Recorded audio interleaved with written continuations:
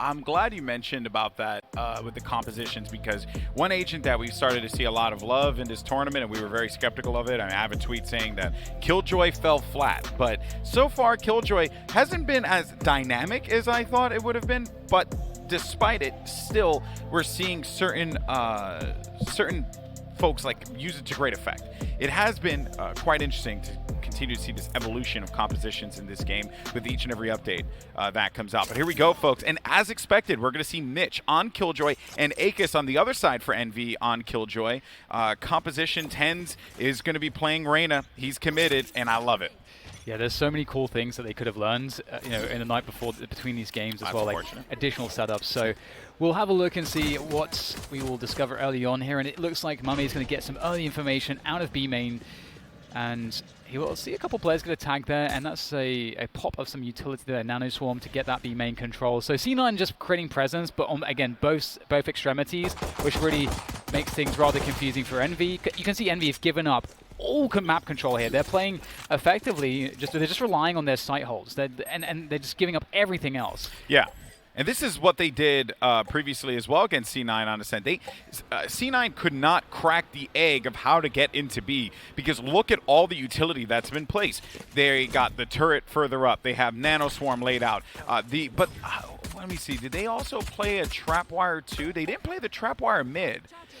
Huh. This is really interesting. So far, Envy are playing a really cool denial game of information. Again, they've given up all this space, but C9 have seen one player so far, and it's 30 seconds left to plant the spike. They've only seen A Cypher on the A side. They have no information. They're going for a rotation back to the B side, but they're blind, and we can see that this might not be the best decision for them. No, this isn't going to pan out all that well. I mean, they have to know that there's going to be all this utility at B, and I think that's part of the reason why you're seeing them just play this one out slowly. Mitch is going to make some noise now. The recon bolt, it's going to give them the intel that they are looking to push this one here. Now, they're only going to have a few seconds remaining before they make this happen. A big recon's going to give them all the intel. Look at the Nano Swarm just shredding through as Akis comes around the corner, and Envy played their cards close to their hand, and it worked.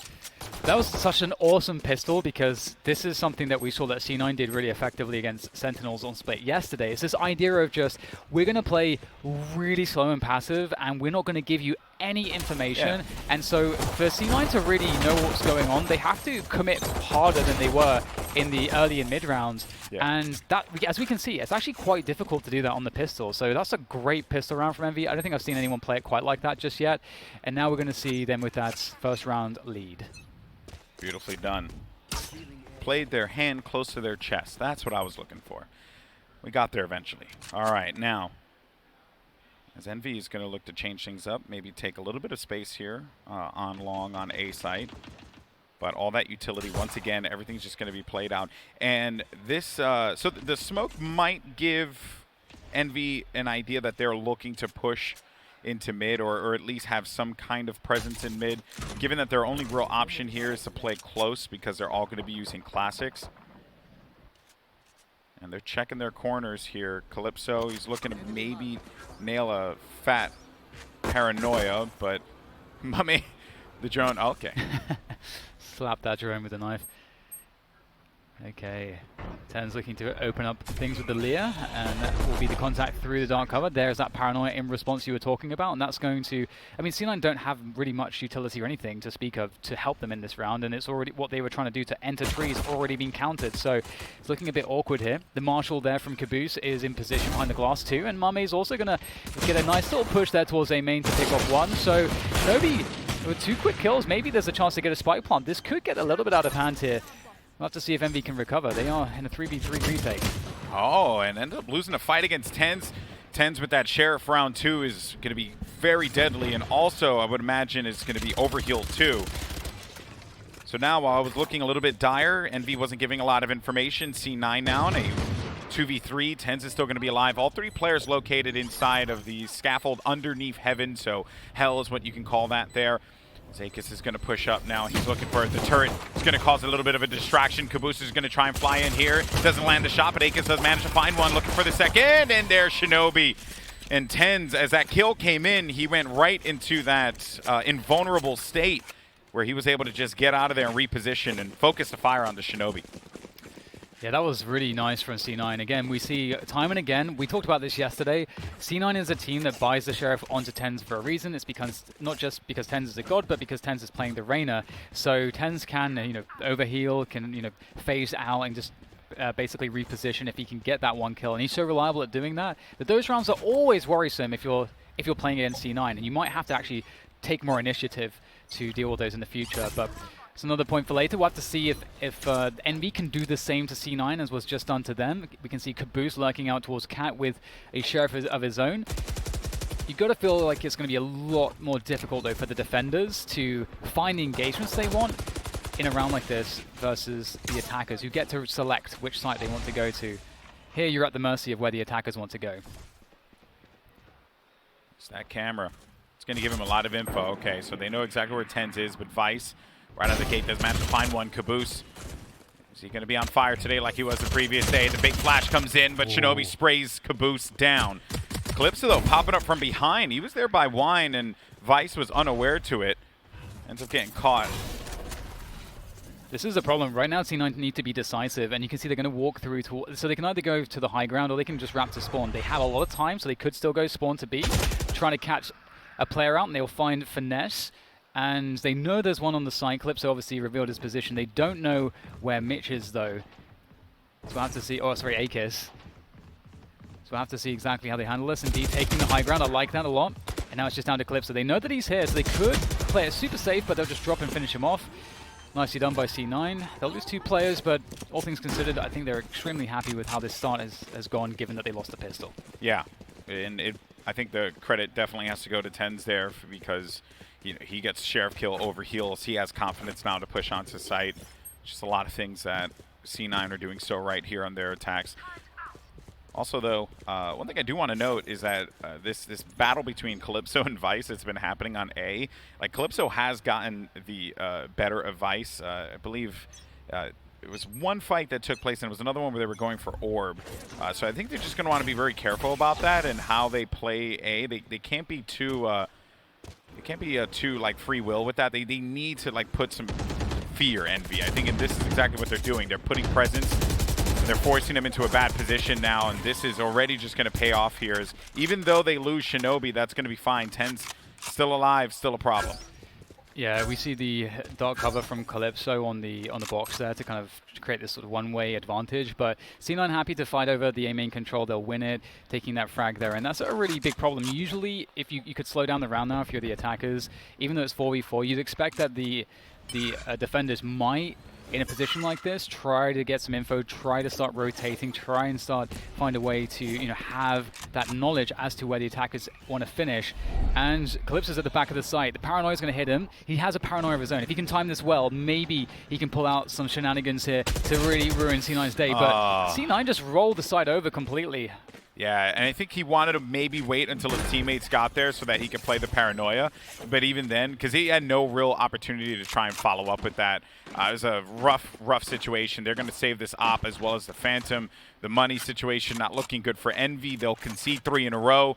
Just a clean take on the A side. They know that B is going to be really challenging to do, so they'll be more than okay to take that scramble at A early on. And getting the kill quickly against Caboose, that just set the tempo for the round, DDK.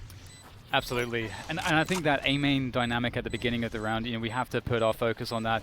Again, one thing I haven't seen that I would have liked to have seen more of, and we see it in Europe quite a lot, is full gelato takes from the defenders, where it doesn't just stop at A main, but you really take away everything, and that creates a lot more problems for the attackers because they have to retake that position later on, as you as the defenders can just leave some that person hurts. there. And that, yeah, absolutely, that's a big pickup. That's huge.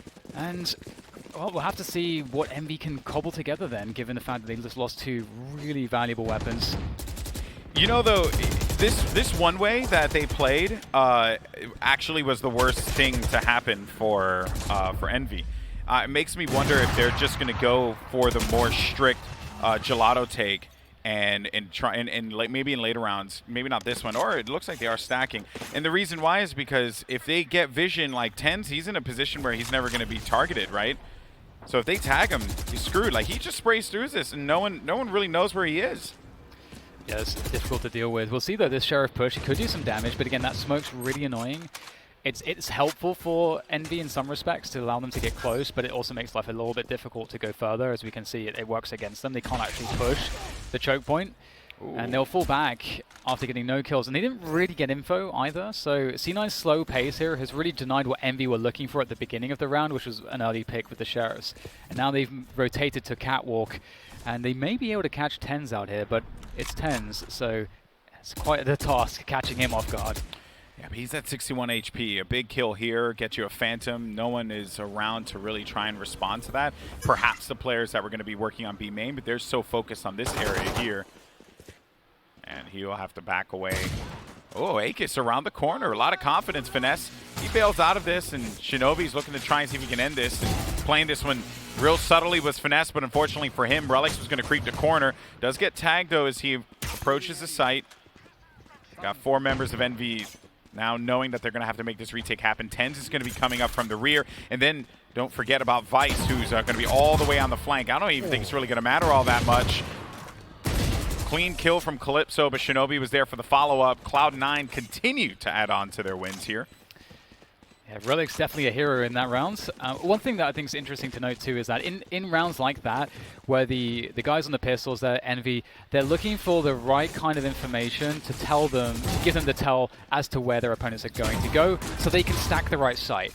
Now, in this instance, when you're up against something like that, you want to try to make things confusing. You don't want it to be that your Cypher's always the one that lurks, so that when they see your Cypher, they're like, well, we know that the enemies are on, if we see Cypher here, all of his teammates on the other side of the map. Yeah. So sometimes we're going to see TenZ lurking, sometimes we'll see, you know, maybe a different agent lurking, and so I like that from C9. They run it back there to get that A main info, and that's actually going to give Envy some early control here. It's not that contested, but C9 can retake this in the mid phase of the round for cheap. Yeah, they invested a whole bunch into this now. So Mame with this drone should allow them to be able to push up here. Also, he's going to clear out that trap wire, which is wonderful. It's a huge tell that there's a trip there too. Suggests that C9 aren't interested in retaking that position. So that means that Envy can just rotate their players all the way off of that. But then the mind games can start. C9 will realize that that trip is gone so that they could play against that. It's the mind games, man. It's always the mind games. And then furthermore, you also have that fear that Vice is just always going to have to be there. Now the Killjoy ult is going to be coming through to just try and detain and control. But yeah, they swing this one. So that was just beautifully done there at the perfect time, right? When you think that they're not going to be doing anything, and Mame is going to get at least one target, but does not find himself the second, unfortunately for him. Now, though, it leaves it down just 2 members. You got Finesse and Akis, the last 2 still standing here for Envy against 4 players for Cloud9. As Mitch approaches on the flank here, ends up getting the kill, which is a real big plus for them. I think they're going to be okay with that. They can disengage and give this round up, hold on to their weapons. I really love the use of the lockdown there from C9. I think they're so well thought out, as opposed to just using it to just clear a site.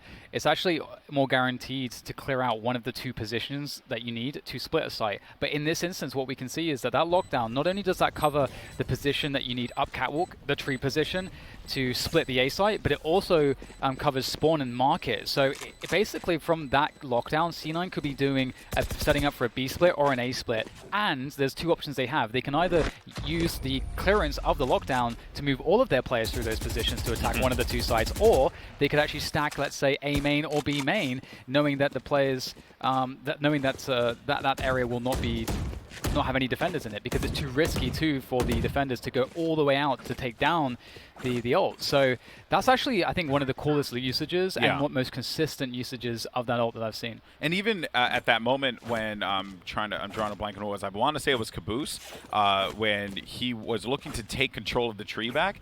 As soon as the detain timer was coming down, like, you would anticipate that the player is going to start to make the move inside of that area that you were locking down. So the swing coming in at the 2 seconds remaining, like, it's just all those, as you had highlighted, the mind games, right, that we're seeing from all these players. Yeah, they're trying to force mistakes, they're trying to bait out utility, they're trying to get any edge they can. You're completely right. It's making it very hard to know what's going on for Envy. Envy are really struggling here to win the early to mid round phases of these gun rounds, and we're seeing a different look from C9 pretty much all the time. They've given up that A main pressure. They look like they want to just go for that hit onto the B site, but there is a lockdown from AKIS that is ready to go.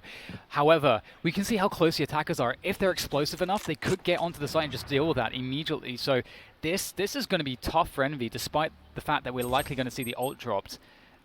And we've got Caboose on the rotate too into spawn, so it feels as though Envy have this info leading towards that B site now, and C9 looking to get the hit going imminently. Well, they're going to get rid of some of that utility.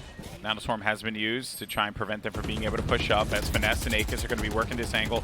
Also looking to get shots inside of these corners here. Caboose, he stays alive in the backfield, finds one. Finesse, though, not good enough for him. Neither is going to be Caboose there as he comes out of the defender's side. Mummy's Hunter's Fury. Oh, it's going to connect. Actually, one, and oh, man, he connected one against Relics, and he's also going to bang up Shinobi. Oh dear, TenZ is alive though, that's always a problem. That's a great connection from Mummy, but again, as we said, TenZ still alive. Some of these players for C9 not, I don't think Mummy's, he's not too sure as to where they're going to be. That is perfect timing from TenZ, and Vice finishes off Calypso, who went to try to trade that kill, but Vice was ready for the cover. And oh, Alex, I think that lockdown, the placement of it, I think it just got spammed through the wall. I think it was too easy to detect that it was like right on the corner of the site, and we just got the spam, and it was just useless. Yeah, they remove that instantly. Some stats that I think would be fun for people to kind of mull over.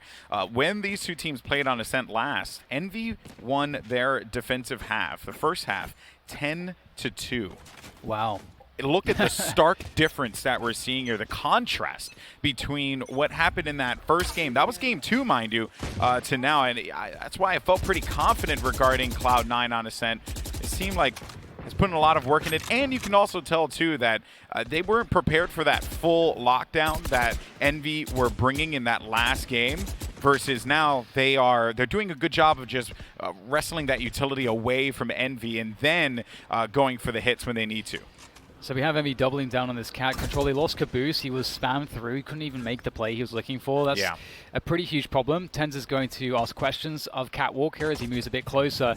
So they seem to realize that Envy are playing for these engagements around middle, and it looks like Relics will take down Finesse. So Envy are just getting picked apart one by one. Another great... I mean, that was a Paranoia and a Lear to take down Calypso. So 5 versus 2, there's nothing left of Envy at this point. They wanted to get aggressive in mid, but it just looks so lackluster against C9. Yeah, they just didn't have the weaponry to try and deal with this as well. Last player left alive, it's going to be AKIS for Envy, and this kill is going to be coming in cleanly around the corner. Relics got 4 kills in that round. Nicely done by Cloud9. Already you can see the results of watching that tape back and applying what they've learned in that last series has been paying off. Maybe Envy just need a couple best of 3s before they can, you know, get going. Maybe like 3 or 4, you know, field 3s before the day starts. That was a rough day for Envy. Nothing, 100% something that you commend Envy for is the fact that they played Valorant from 9 a.m. all the way until like 5 p.m. Pacific time. That's just insane that they were able to do that and make it this far in this competition. They're not out of it, not by a long shot. Although Cloud9 has figured out a recipe for success here on Ascent, there's still plenty more to come. This is going to be Cloud9's pick as well, by the way. Mummy's going to start this off. Now, one thing we didn't touch on before the round started, Dan, is that we have 2 ops. Envy do like to go to this. They'll bring out the 2 ops from time to time to try and see if they can hold down some of these lanes and prevent some movement from happening. And Sinan, after losing that early player in B main, they are forced to commit somewhere together. They don't want to keep defaulting and risk losing another player and being in a 3v5. So they play off of the only position they really had info on at this point when they lost their player, which was A main here. Of course, their Cypher was looking after this position. There was no aggression here, so they can likely assume that Envy do have a setup on the site or in the tree position.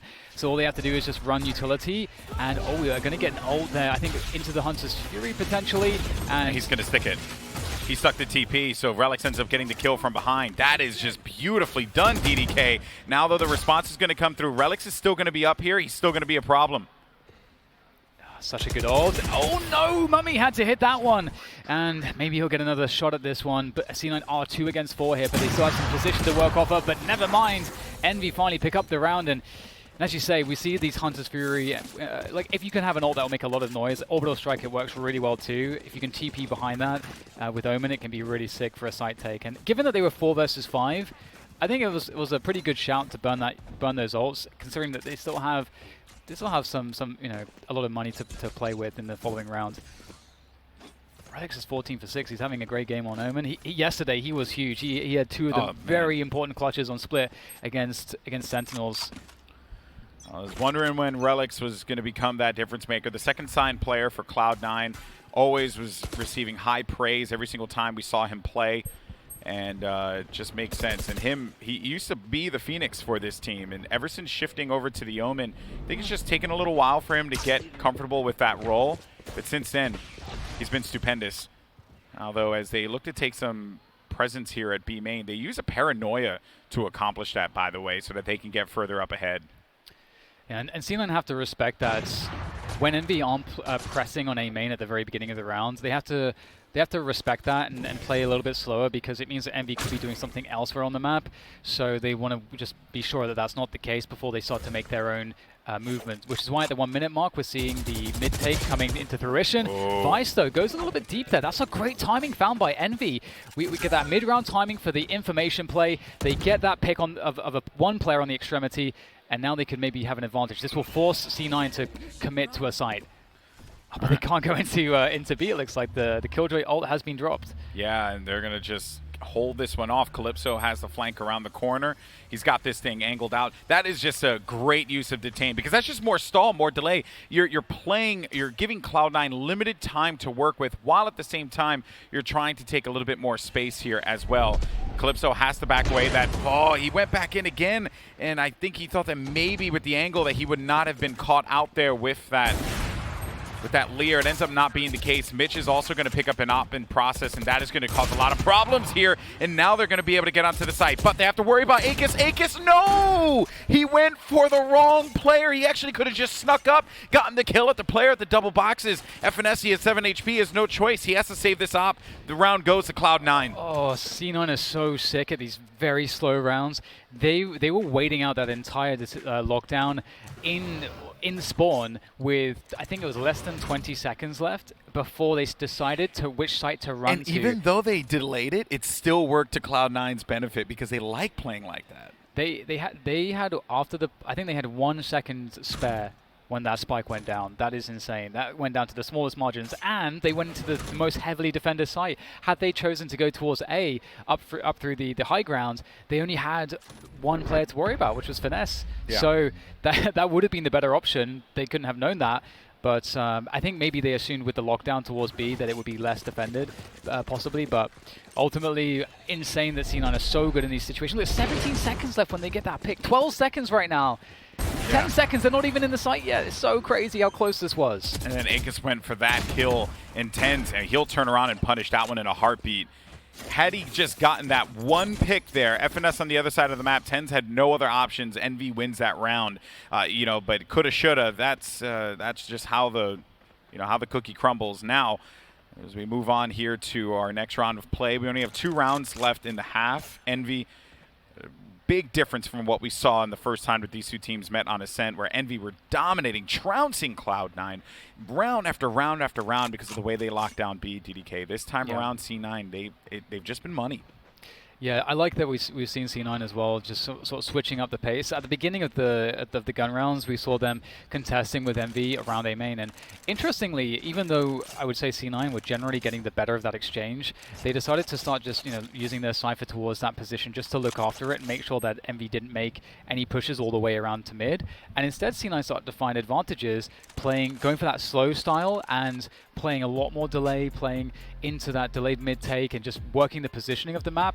And I think a lot of that comes down to the fact that Envy are playing really passively. Yeah. And so C9 is saying, well, instead of just having these early engagements where maybe we get the worst of that, let's get that consistent slow take of position, and then they can make those calls right with like 20 seconds left, as we saw, and their opponents don't know where they're going to go, so they get small advantages by doing that. So I'm liking that C9 can rely more on the macro strategy than the gun gameplay. Yeah. And this is one of the things that C9 have impressed me with, and why I picked them is because when we saw them against Sentinels, that's also how they were beating Sentinels on a map like Split. Yeah, it really has been awesome to watch Cloud9 evolve as a team throughout all of the Ignition series from the beginning, where I think unfortunately it was kind of like memed on, right? Like, what's going on with Tens and Friends? What new friend is going to be joining them today? To seeing how this roster has really evolved. Now, just want to give everyone an update as to what's going on. It is a tech pause, and the reason being is because one of the players, don't know who, but one of the players lost power at their home. So we'll hopefully be able to resolve that relatively soon.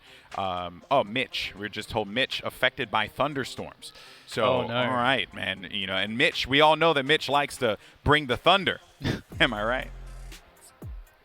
I feel proud. Thank you so much, Dan. Really appreciate it. At least I have one person clapping for me. No audience here. If this was, if we had an audience, I'm sure everyone would be groaning right now. So, DDK, now that it feels like Cloud9 have, and I don't know how much they had to prep regarding this match, considering that they went to war against Sentinels yesterday. But the recovery on Ascent has been so impressive. Like, they look like on their defensive side that they couldn't figure out what to do at all. Like, it was like they were just stumped the whole time. And even though Cloud9, they did that whole, like, we're going to wait this one out, we're going to try and play for information, you know, make incremental improvements or pushes, like, little by little by little, and then boom, we go in for the push. Now this time around, they don't, you can tell that they respect B main. They're not trying to, oh, I'm on your side. They're not trying to get inside of B main traditionally. They're doing different things. They're coming from the defender side. They're coming from market. There's been a lot of adjustment on their end. Yeah, and it's the one thing so one of the problems that I think Envy are having here is that they aren't understanding or finding ways, or maybe they haven't done the drills that they need to in their practice, the scrims, to find a way to take agency on one area of the map. B mains kind of can be difficult. We can see that you can have those smaller exchanges, but as soon as you go into the lobby and towards like mid link, things can get a little bit difficult because it's such a wide open space. And then if you look at mid, well, mid is there's so many different angles. Mid is kind of a nightmare. I think it's actually a big complaint for a lot of people. They feel very uncomfortable with mid. So you're kind of left with Gelato as this one area as the defenders, and I've been mentioning it, that you can take away with a set piece, because you can take that A main control, that's not too difficult, and then kind of expanding, you know, using your utility into Gelato. There's only like you know, a couple angles you need to worry about, so you kind of have those set pieces of utility and the coordinations to take that away. And then once you've taken that away, what you can do is you can leave a player there, or maybe you can just force the enemy team to have to, now that, you know, you've destroyed their Cypher trips and all the rest of it, let's say if they just had a Cypher there, now they have to worry about you having that. So all of a sudden, as the defenders, you put, well, I have to finish that point in a moment because we're right back into it. And it looks like Mitch's power is on. That's so good. When you said Thunderstorm, I'm like, oh my god, that could be hours. You know, it could be days. Oh boy, okay. So they're changing up where they're actually putting some of this utility, by the way. They are putting Alarm Bot in mid. They also put Turret there too. Still going to have these Nanoswarms out, and we also have a lockdown in effect here. They're going to have to push this. No players have been detained, so they'll just hang this back now as Caboose is going to wait for them to push forward. But Shinobi's there to respond in turn. Aegis is also going to get dinged up a little bit. 73 HP. Calypso gets picked from the flank, and that Alarm Bot did not. He went right around it and was able to kill Aegis, and you know that he's going to be very frustrated with that, considering where he placed that Alarm Bot, but how he was able to get around it. This now has Spike down, clear, Cloud9. They'll win this round, no problem. Absolutely. It's a really nice take from C9 using that Killjoy ult. We've seen that they've had a few different looks on that, and once again it's just finesse on the Lonesome. See if he can keep himself alive, keep the gun alive. I'll take this moment just to finish the previous point. The point is effectively that as the defenders, you're looking for ways to force your opponents to do something. Once you take, let's say, a huge portion of the map, basically they have to be like, oh god. Now they know precisely where we are. We either have to retake that position to remove that info because it allows them to stack more favorably on the site we are going to attack, or and so we have to do something, over there, or we have to go faster towards where we're already going. So it forces the attackers to have to play to your tune, and that's kind of the point here. Right now, C9 are able to play to their tune as much as they like, and Envy are struggling to find ways to really pressure C9 in the early and mid round. Yeah, the adaptation force Envy hasn't been as prevalent. The only thing that I think they've been really successful in has been this here, the A main play to try and take space. Now, Mame does get a tag on one player, and that's just going to be Shinobi. And here they go. They push forward. And just as I say that this was the only area where they were finding success, Cloud9's like, really, Golden Boy? We'll just go ahead and take this ourselves. And they managed to do so with authority as that Lear pushes him forward. Caboose just got completely caught out. It's just a surprise of that Lear, right? It's not something that you normally would expect to play against. No one else in North America plays Reyna, and no one's playing it the way that Tens is playing it, so he's taking a lot of confident fights. Oh, he has Relics pass Aegis there, like shifts in the night through the dark cover. That's unusual. And I was going to say, they can just hold for Relics to make a play now, but they Tens did pick up an extra kill, and they're just going to roll into the site with it. So it's looking like this round is over, but this is clean, man. This is the final round. I mean, so it's basically a wrap at this point. Aegis has no other choice. He has to go for a play, but the Nano Swarm, the little robots are going to eat him alive, and that is going to be the half. Cloud9 on attack looks so good, and now they just need to get 3 rounds on the defense, and it's 2 pistols, and you're basically right there. Yeah, and we kind of saw that point around A main and Gelato play out, where the defenders try to take some presence there, but they don't do enough. Like, you need to do more. Yeah, it was the only area where they were like getting into, and you could see that there was like some confidence there, but also it was because C9 never really invested anything into it. Exactly. So the one time they decided to invest, Caboose is like, wait, what? There's a lead? Okay, and then he's dead. It's really cheap for the attackers to just retake that. So, well, we will see if there is a recovery to be made in the second half. Great attacking side from C9. We didn't really see too much in the way of responses from Envy, but perhaps on their attacking side, they'll be able to respond in kind. We'll get the early utility thrown into B main by Sova just to delay any rush timings, if there was to be any. Also to allow them to drop the cam in the B main position, which does afford them some options to get that info later on. And more pressure towards B main, so they want to try to find this cam. So applying pressure here can actually help them to remove that cam and allow them to make it very unknown as to what they are doing. They need to try to deal with that cam. They know, I think they heard that it went down, and I think they're trying to force a trigger of it so they can find it. But yeah, but he didn't bite. He did not bite. That camera's still going to be alive. Now, Envy looking to take maybe some information, also take some of that utility away in mid, which is always going to be a plus. Yeah, and now the cam's activated because of the noise, and now they rotate towards A because they have the info. But is it quick enough, Alex? That's the question. Well, they're going to have to fly. Well, Tens manages to pick up 1 kill, but Calypso's going to swing onto that one, leaving Mitch all by his lonesome here underneath scaffolding. Shinobi, though, is going to join the action, but will end up getting bodied there in the process. Mitch still alive, but with 2 players he has to deal with here. 3 now. Everyone basically just wanted to kill Mitch. And it's all up to Vice, a 1v3 as he approaches on high rafters here, heaven, scaffold, whatever you want to call it. I think they maybe saw him. I'm not too sure about that. No, they're playing like they did not see him briefly. Would have imagined that would have been the case. It would have held that angle. But now they'll get the intel as to where he's located. And this is basically going to be easy pickings here at this point, unless Vice, who has been amazing the entirety of Pop Flash, but as great as you are when you jump into some bullets like that, there's not much you could really do. Envy managed to answer back on their attack. Yeah, that was a really nice needed it. And disciplined hold. No one is peeking. They're forcing their opponent to have to commit out of a position where 1v1s can be isolated, and they're forcing him to commit into a spot where they can all 3 attack him at once. So just great discipline there, simple basics that everybody needs to understand and respect. Play with your team. And for all of you out there playing matchmaking, without your team, if you're in a 3v1 or a 2v1, don't give them 1v1s. That's how they win the clutch. Anti-eco here. Okay. I like that they're trying to take this space here in main and looking to force them back. They still don't know where that camera is, by the way. So that could like, it depends on what they end up doing, Vice, but I don't. Okay, he does use the camera. So now they're going to know where that camera is for the next few rounds, which they can actually use to their advantage moving forward. Yeah, it's part of the reason the cage goes up too, is because it well, it suggests that they could cross, but hold that thought, we get a nice jump shorty there from Vice, doing a bit of extra damage, actually, because Envy decided not to commit here. They did pull all the rotation from C9, but they're not committing, and that means that Mummy's in a bit of a desperate spot, and I think there's a no, I don't think there's a Vandal actually on the ground, but there's a real chance here. 3 versus 3, the spike's gone down, sure, but TenZ has got a Sheriff. Yeah, and actually TenZ's Sheriff was a tone shifter for Cloud9 on their attack previously. If you recall, they lost that first round, and it was because of the way that he plays his Sheriff. It's almost as if like he's just super comfortable with it. Now he's coming up on the flank. They got 2 players tucked away in hell. Look for that player also at main to be a problem. Never mind, I was going to say, be a problem? Yeah, right. Not when TenZ is involved. Akis, though, had to remove him quickly.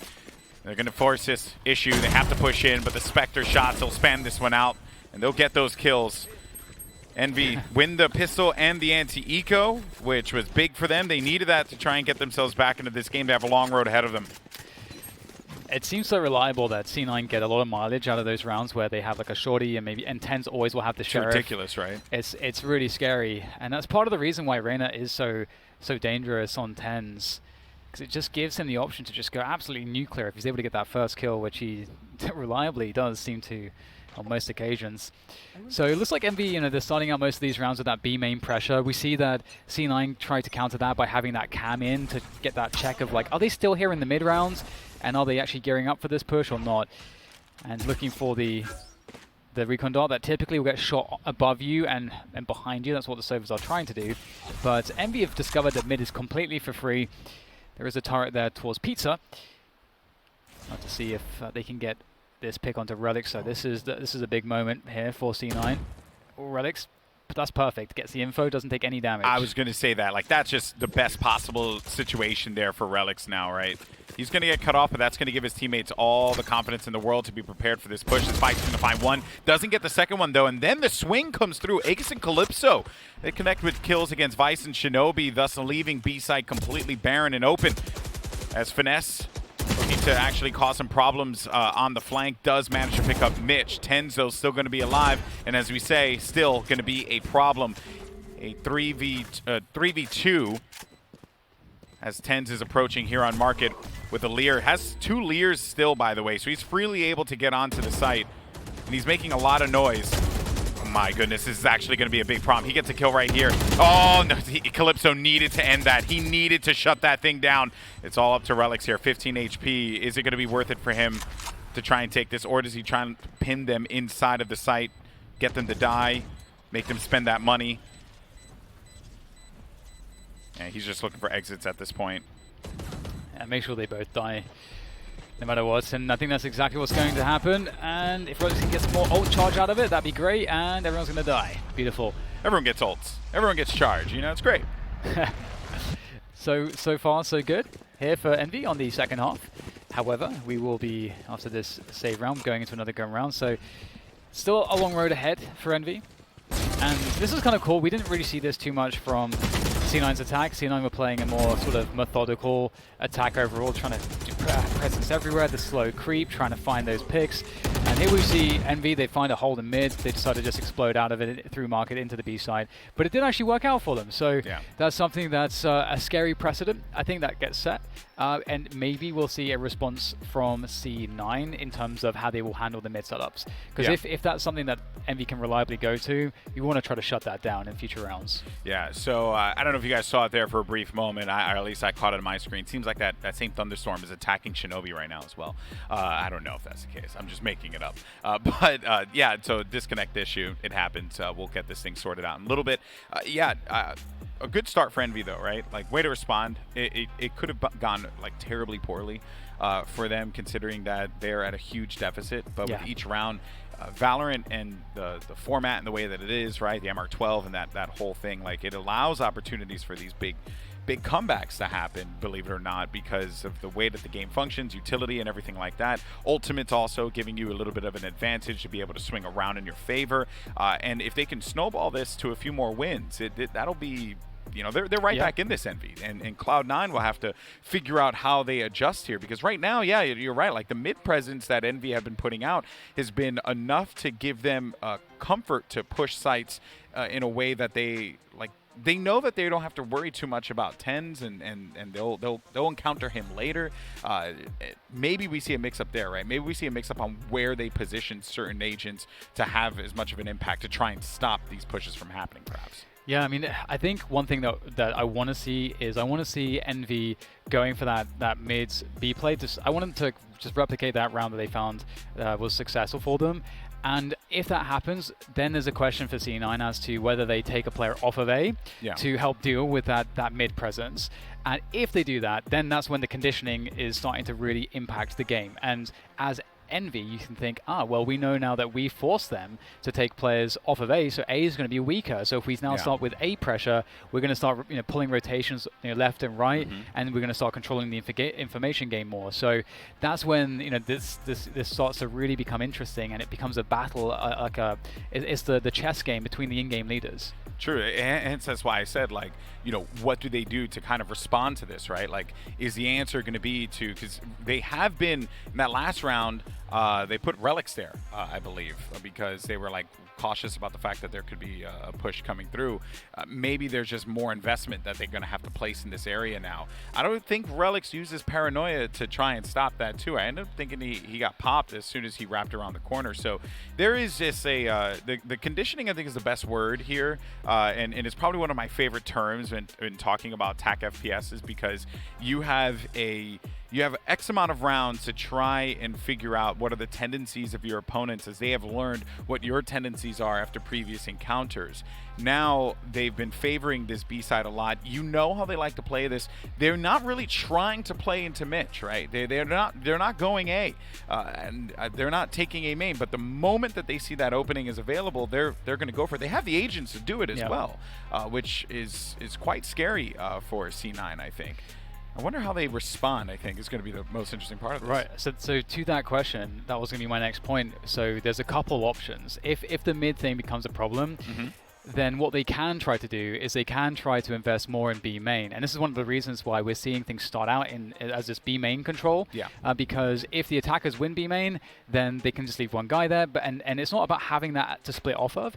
It's more about preventing the defenders from being able to defend the market push with a crossfire from B main and spawn. Because if you have all those positions, it's kind of difficult if you want to get onto the site, because you're playing against the time. You want to get straight onto the site as quickly as possible. You don't want to spend time trying to retake B main as you come out of market, because the rotation from the A defenders is coming through at the same time. So you need to get that spike planted and get any post plant position you can. So a B main take is one option to deal with that, where they don't risk playing aggressively around mid. And I think most teams and players don't like doing that. It feels very easy for the attackers to have the advantages taking mid.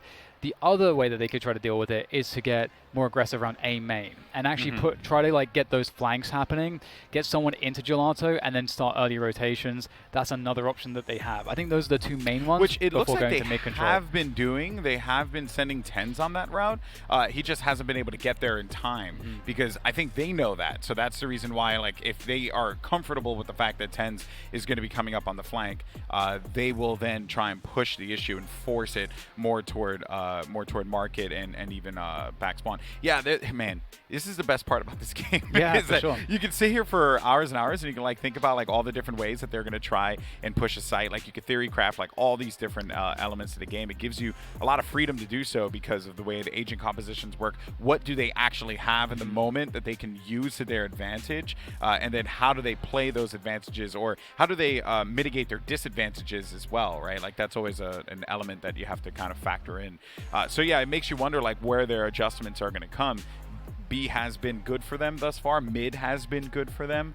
Cloud9 has an opportunity to respond. I do wonder if they keep on, I think we might see C9 in this next round try to take space on B main. I think they need to prevent them from having the freedom to make some moves.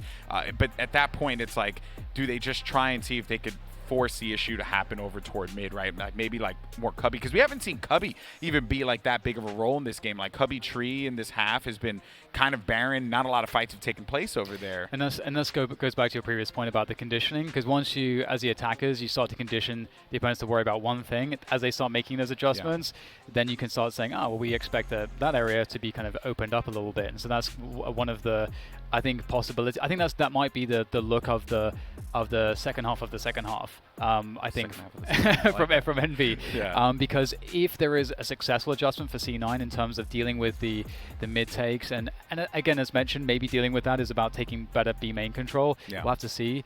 But if they do get a successful adjustment, then it's going to be prime time for Envy to start switching things up. And then it's the question of how do C9, do they think that far ahead, or do they want to try to just react to it as it's happening?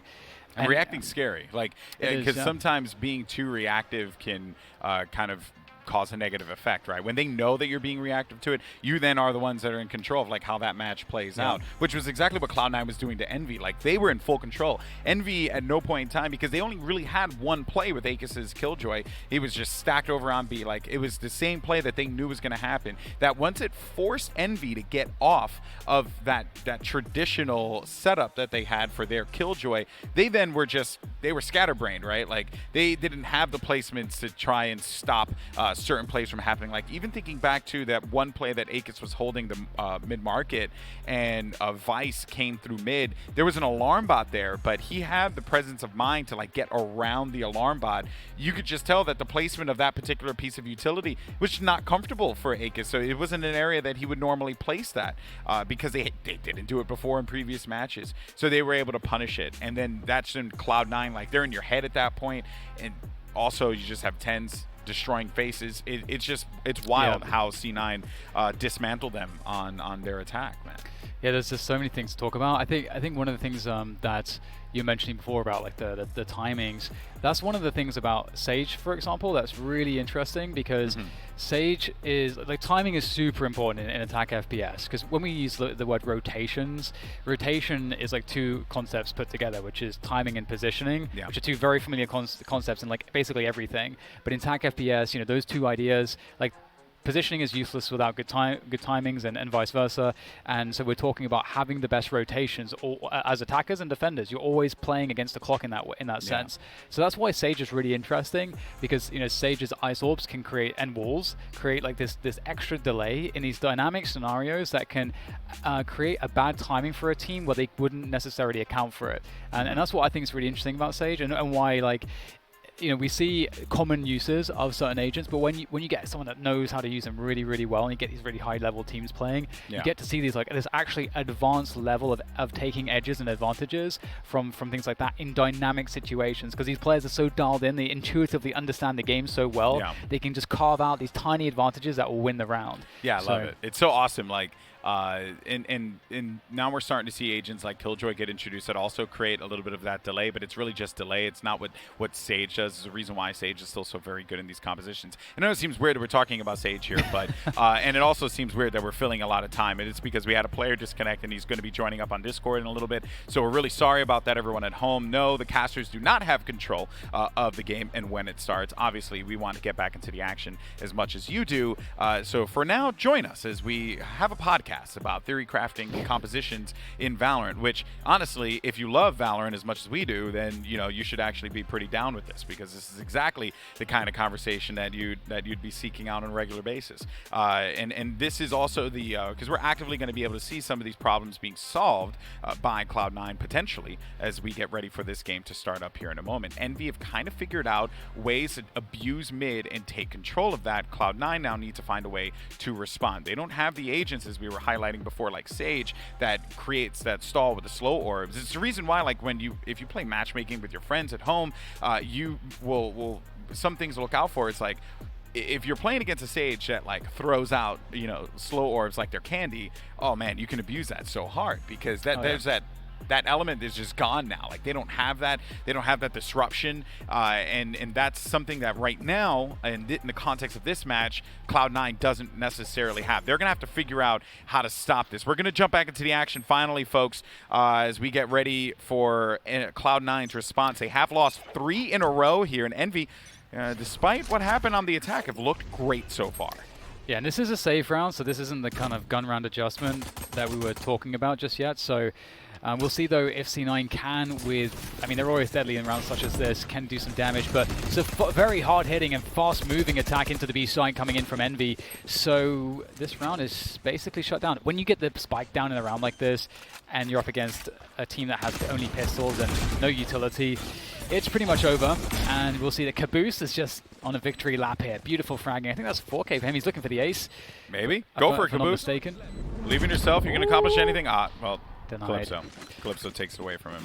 So one quick point just to add as we go into the next gun round that we didn't mention is that there's 2 types of team. There's a team that once they find something successful in the attack will keep doing it until the opponent adjusts, because sometimes the opponent's adjustment will be bad, and then you'll keep winning rounds, and you can win a game like that. Because they haven't figured out how to adjust properly. And sometimes you'll get a team that will be like, that worked, we have them fearful of this, let's just switch up to something else in our playbook. So the question is also, which one is Envy going to go for? And we get double op. Yeah, and look at this here. Double op, but the reason why I think they're able to do that is because they shifted TenZ over toward mid to handle that aggression. But Envy, they are so comfortable with this, they're actually going to play out A main and take control of this. Oh, man, they did exactly what we were talking about. Yeah, and he's on the edge of the dark cover too, so I really loved it. This is great. I just love TenZ because he has the confidence to do stuff like this. You wouldn't necessarily put a lot of players in a position like this, but TenZ is, and he's getting a lot of info. Around the 1 minute mark is about the pacing that we've seen, where they take mid, and you can see that's when TenZ goes for a deeper peek. He gets traded out, but we'll see if that works out in their favor or not. There are very few players that are built like TenZ right now in North American Valorant that you can send into an angle like that to be a disruptor. So while they were getting a lot of information at A main and forced some rotations to happen over there, because of the way that TenZ played and gave them so much information, now they kind of have to rethink what they're going to do here to take this site. And C9 already droned A main, so C9, the timing on the drone was a little bit too soon. They were expecting a rotation immediately after the TenZ engagement in mid, and so they don't really have the info as to what's happening, and in fact Sova's pushing away from the site towards spawn, so they are kind of relying on Vice very desperately, and he's going to get traded out. All right, well, there it is. So now they're going to go in for this push. Now we have a TP that happens. Shinobi's going to be in the site now. There also was that TP below. Relic's going to be on the outside, inside of the dark cover. Spike is now down, but here comes the Paranoia. I believe they did not play the Paranoia out kit as well as Relic's. He's just going to be beaten up on the outside. Aegis is going to swing this one, ends up getting the kill. Ooh, the shock dots from Shinobi. Can he find it? Kill the Odin? No, it's not really good in those engagements. Oh, Envy. They're hitting hard in this one. That was a really nice round from them. C9 just misread the pacing of Envy, and as I say, it comes down to that drone that they sent after they lost TenZ in mid. And I feel bad for TenZ because he gets the kill, but I think he didn't get the... he wasn't able to phase out of there afterwards, which is the play was the phase out, not the absorb, right? Yeah. Like siphoning that health is good for him individually, but for the broader context of the team, if he got out of there, then he causes a problem for them. Also, a credit though to Envy, they traded out every single kill that happened. They traded it out instantly. We might see that mid stuff again now from them, actually, as they're up against a save round. They've been liking the B splits on the save round, but actually they're committing everything into B main here. And there's already a push on A main for C9, but will they get there to this push in time? I don't think that they will, as Aegis with the first entry. They're going to swing this one now. Looking to push this back. Shinobi's going to be by himself. He's tagged up. There is going to be some support, and then TenZ is now there on the flank. So while all that's been going on, they actually gave up a lot of space. So many players in Envy are going to be invested inside of B main. It's almost as if they kind of just have to go for it at this point because now they're going to get surrounded. But the thing is, they do not have the weapons to cause a disruption. And I don't think Envy would have played it out like this had they known that C9 had those weapons. TenZ is all the way out here at the top of that catwalk on their side, on the Envy side of the map. And Envy, they're just playing this one out slowly. Yeah, I love this. If you feel like you've missed out on your timing and you're expecting to get flanked, you can just pause and see if the opponent misreads your pace and then oversteps, you punish it, and then you keep going. And that's kind of where we're at in this round. They don't want to give up any kills here, Envy, and they're a little bit worried for the mid flank. You can see they were just checking for that, and now they're going to re-exec into the site, and it should go pretty well here. They have the utility advantage. There goes the flash, clearing the close angles. Smart. Akers looks right, the rest of his teammates look left, and it's a beautiful coordination. That was a great way to play this round, recognizing the situation and not overplaying their hand.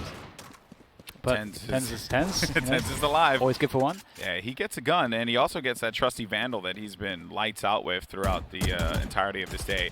Playing this angle, everyone just has to fear Tens at this point, right? There's like no ifs, ands, or buts about him. You have the entire might of this squad needing to put their attention to kill him, which they successfully do. 5 rounds in a row that Envy have been able to come back. They're within 2 of Cloud9. If you would have told me that this game would have gone like this, where it's so attack-heavy, I wouldn't have believed you, given how these teams played before. Yeah, and both teams are doing it with their own style, with their own pace, with their own sort of mind games and conditioning, and it's just another feature of VALORANT that's really cool, that the half, like each half looks very differently because of agent compositions and stylistic decisions. Akers looking to toss a nanoswarm deep on catwalk to deny info there.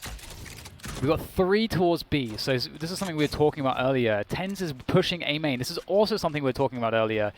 And this is the gun round, and he sees nothing here. And there goes the lockdown into the B site, so all hands on deck here towards B for C9. Yeah, and this is going to be the push, and a little bit of the commotion is going to happen as the Hunter's Fury comes out, but they're going to back up. Neural Theft now is going to reveal the location of the members of C9, and Tens is going to get called out. That's the reason why FNS was able to get that kill. But they're going to reset this here. They're going to reset. They saw where the bodies were. Now they're going to start making their way over toward A. That alarm bot is going to give them the intel that this is going to be a full swing. Also, you got yourself that little bot there to help you out. Both players from C9 are there. Akis watching the flank. I do admire the fact that they're still putting a lot of respect for C9. Despite what we have here with 2 players left alive, you know, you may think you get a lurk or something along that effect, but instead, it's just going to be Cloud9. I think they realize this is not going to be one that they can win. They have to concede this. Envy will go in within 1 here. So there's a lot of like really smart stuff that's happening right now, I think, from Envy's side of things, and I'm hoping that this is what they thought. So otherwise, I'm going to make them sound a lot smarter than they are. I'm knowing that there's like all these ults available, you know, trying to get that exchange out of their opponents, making it representing a heavy B attack, whilst also we talked about the fact that because they've been so B and mid heavy, they've also conditioned C9 to feel like they can just push Tens on A main a lot. So they have all this threat. They know that they're forcing a rotation. So if it isn't the case that they just get super easy entries, where of course you would take the B site, they know that the timing of the rotations from A is going to be a lot faster on their flank, so they can play against that after they make it look like a B hit. They pulled all the players to B, the flank comes to them, they deal with the flank, as you highlighted. Tens just is in too deep of a position. And that was partially because of the Neural Theft. And that tells them how deep Tens is, also tells them that the run to the site is basically clear. So they get to play off of those mind games that they previously conditioned into their opponents. And looky here. We got focus on A. Does Tens actually go for this, though? So they're sending a lot of utility out in this direction. It is going to give C9 an indication that now the tone has shifted a little bit. Shinobi's drone flying through this will show them that the Cypher's there, so there's lurk duty, but there is going to be Killjoy, so Akis out toward the mid, and then Calypso is also going to be playing mid as well. They're spread out a bit more here. They're not investing that much into either side of the map. They're really just not giving Cloud9 like a clear indication as to where they're going. This is such a big moment here, because MV know that C9 have almost every single ultimate available. Yeah. And just missing the Hunter's Fury, but the lockdown exists. So you want to be really cautious about how you attack, because you don't want to commit yourself into all of the ults. You want to try to bait the ults out and make them waste those ultimates. So we'll see if they can do that. It's part of the reason why they're playing fairly slow here. They're trying to get as much info as they can. And there goes the Killjoy ult. And they are taking mid at the same time. They got 2 kills out of that. Oh, no. I think they're okay with that. They got 2 kills, and Caboose dies, but they know exactly where Mitch is with the op. Now Vice is going to be hanging on the back here. They need something to deal with this. But Vice gets the info from that camera, so he sees him over toward mid. And he has 2 areas that he has to focus on, but he's going to push outside of the dark cover, manage to collect one, and then he's going to just disappear inside of that. They have no choice but to go into the site and set this one down. But while that's going on, Akis comes in through the mid, ends up picking up 2 kills there, thus leaving Vice all alone with an op on the defender side. Spawn, no options to get inside as well. Envy, you know, it looked like it could have gotten a little worrisome there for a moment, but Akis getting 2, that was just a individual play that Envy really needed. Yeah, this was so, it's kind of heartbreaking for C9 again, because you see that they have all these ults, and it's almost like I was worried for them, because I was hoping for their sake that they're able to find a way to get the advantage from them. But Envy did such a good job in, you know, baiting all of that out, really representing an attack that's heavy towards A, and then just having all the position. If you were to rewind this as that ult, Killjoy ult goes down towards A, and you look at the positioning of Envy, they've completely out-rotated C9, and at that point, the positioning was so favorable for Envy, they're never losing the round. Even though there was a lot of players left at that point, the positioning basically was just way too strong for Envy. So they're looking like they're going to take this map right now, because C9 don't seem to have a way to stop any of this. This is literally the position that Envy found themselves in their half, where they had no idea what the response could possibly be, where the adjustments are. And they also, in that round too, I believe, got the Empress and the Lockdown ult out as well. So if you're Envy, you're quite satisfied with that, because you took away 2 big ults, right?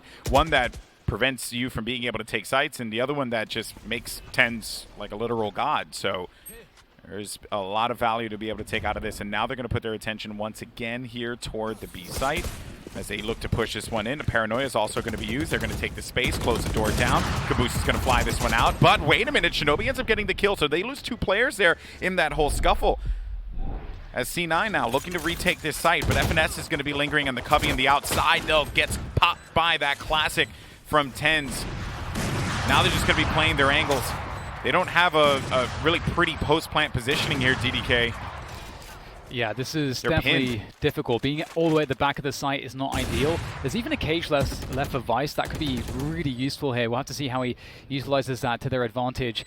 Trying to make their way in. It's going to be tough, though, because it is a 2v2. Angles are covered fairly well between Mummy and Calypso. At the back of the site, the operator really strong in these spots. Recon Dart is available, but wants to keep that gun out. There's the swing onto Calypso. Now it's all on Mummy as he pulls out that Recon Dart. Oh, the flick misses on Vice now. The Sheriff has to do the job. There it is. 3 connections onto Mitch. And one more for Mummy, and he's going to clutch it for Envy, and that's 11 rounds for them.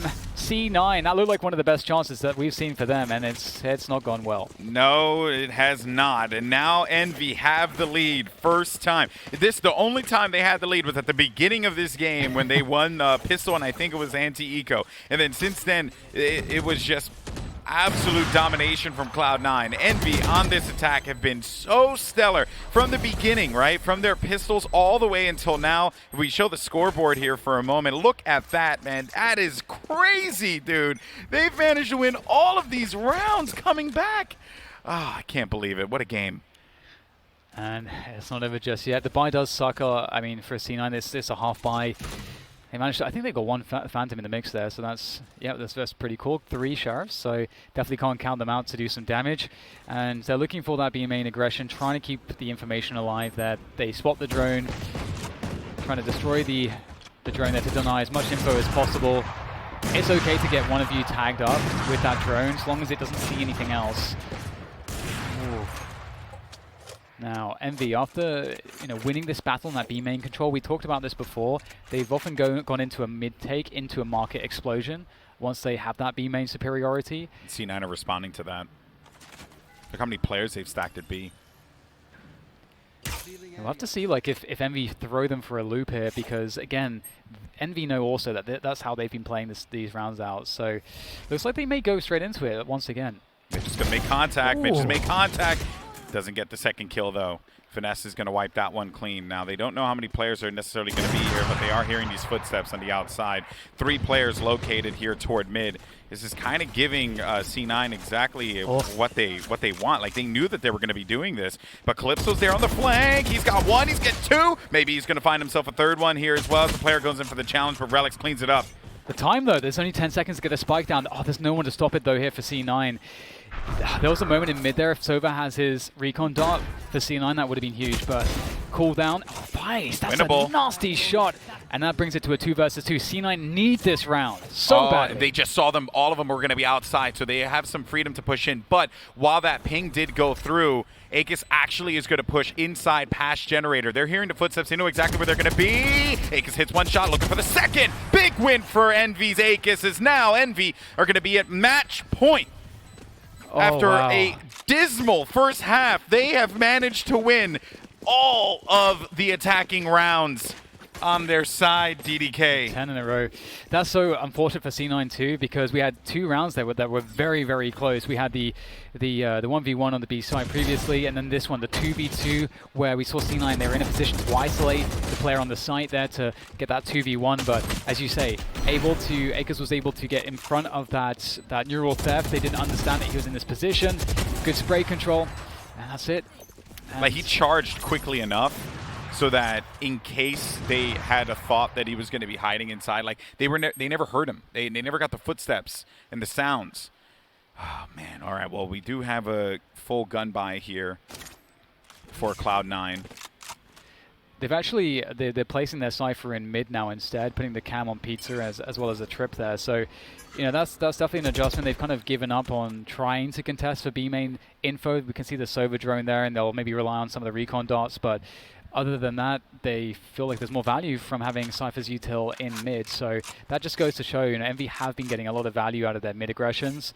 And it's been really hard for C9 to know what that means. Is it a spawn push, a market push? Are they faking it out? Yeah, like, because you can go so many different directions from there. It's not cut and dry. Okay, Vice. Ooh. Gonna try and level things off in their favor. And that is a big kill as well, because now they don't have run it back. Aegis does have this lockdown, though. So let's see. Once this lockdown is placed, though, they're going to know exactly where it is. And I would imagine that Vice will be able to shoot it through this wall. Will he realize and try? You know, I mean, he sees the source of where that lockdown is, but he's going to be more focused on what he has to do inside of here. He doesn't have any space to be able to move around. They're stuck. They're pinned inside. Oh, no. They're pinned. He got 2 players. They know exactly where they're going to be. It's free push. Free push. They have their hands open. Oh, no, they're going to turn the corner. They're going to get them both. Oh, this is so devastating, but they got to get the spike down. And now they are... Wait, I don't think they got it down in time. They didn't get it down in time. Oh, no, they didn't. They didn't get it down in time. Everything worked. And they're losing bodies? Oh my goodness! Oh, so close. Oh my goodness. 2 players at the back of the site detained, and they still can't win the round because of time, because they waited it out. They stalled it out for so long. What? Oh, and you know what? I have to say, like, that was actually awesome to see that Vice was standing there with the operator. Even though he was tagged by the drone, he was just standing there. Because, and they didn't want to swing into it. They knew exactly what he had in his hands, an operator. They didn't want to give him that pick, and he waited out there as long as possible. And they took the detain. And they won the round by the slimmest of margins, but they can't. That's not replicable, Golden Boy. They've got to find other ways to win these rounds. I mean, partially the reason why the detain was needed in that instance was because of the fact that they lost Caboose so early at the start. Vice with the kill, the run it back, that information, it's all going to be gone. Now they're going to be shifting their attention here toward A main once again, and they have found some success here in the past. We haven't quite seen them go full for it often. It's been more of that mid play that they've had, and hence the reason why Shinobi sending a drone out mid. This does tell them that they're not going out in this direction, but Envy, they've had the freedom to go wherever it is they want to go, and now with that drone out, they're actually going to shift things up and go back over toward mid. That drone actually did sell a rotation towards the A site, because that's not been typical for Envy to drone out that A main position. So Sova's normally been towards the B side of the map. And this is one of those mix-ups. In one of the most important moments, what could be a map 1 victory, Envy are finally pressuring towards Tree. But there is an alarm bot there, I believe. So this is information. This is the benefit of Killjoy. And back into the mid control, we see the tripwires there as well. Again, C9 are a bit better set up in terms of their mid-round info to follow the action here of their opponents. There's that paranoia to slow things down. There's the rotation from C9 through spawn. And there's a rotation back from Oh Envy my to the God. A side. They're pushing and pulling them all over the place, but there's 10 seconds again. They're leaving this down to the wire. This is not going to be a problem that they can possibly solve. Akis needs to get onto the site here. He's going to have a few seconds to do so. Mitch is going to get killed in the back, but have they gotten the spike down in time? They do, and the Hunter's Fury doesn't connect. He's going to miss the second one as well. Maybe land the third one, but no one's going to be around. Now C9 need to play retake, but Caboose does manage to pick up the kill. The flash comes in. Shinobi gets the kill against Caboose, making this into a 2v2, and there's similar health pools on both sides here, as both of the Sovas are going to be tagged up. Vice, though, he's going to be inside of the tree area here. Shinobi up on top of the rafters as Vice swings this. He's going to try and block this thing off. No vision has been gained. Mummy gets a big shot there. Now it's just going to be left up to Vice in a 1v2, and they can't do it, as Envy will be able to breathe a sigh of relief. And you know that they're very satisfied with that. They'll take game one on Cloud9's pick of Ascent.